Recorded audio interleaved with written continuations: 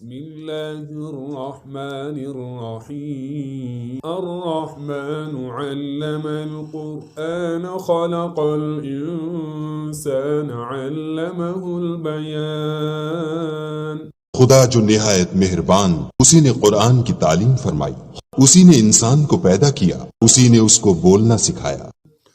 الشمس والقمر بحسبان والنجم والشجر يسجدان سورج اور چاند ایک حساب مقرر سے چل رہے ہیں، بوٹیاں اور درخت سجدہ کر رہے ہیں۔ والسماء رفعها ووضع الميزان ألا تطغوا في الميزان اور اسی نے آسمان کو بلند کیا اور ترازو قائم کی کہ ترازو سے تولنے میں حد سے تجاوز نہ کرو۔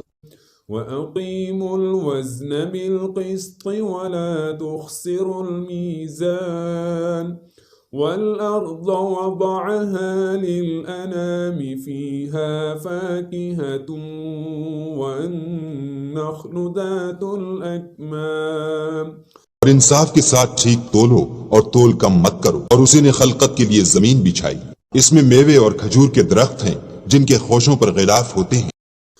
والحب ذو العصف والريحان فبأي آلاء ربكما تكذبان اور اناج جس کے ساتھ بھس ہوتا ہے اور خوشبودار پھول، تو اے گروہ جن و انس، تم اپنے پروردگار کی کون کون سی نعمت کو جھٹلاؤ۔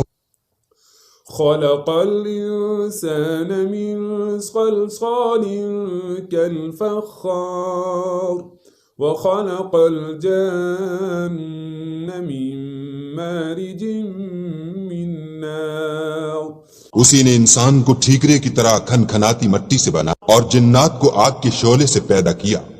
فبأي آلاء ربكما تكذبان تو تم اپنے پروردگار کی کون کون سی نعمت کو جھٹلاؤ گے؟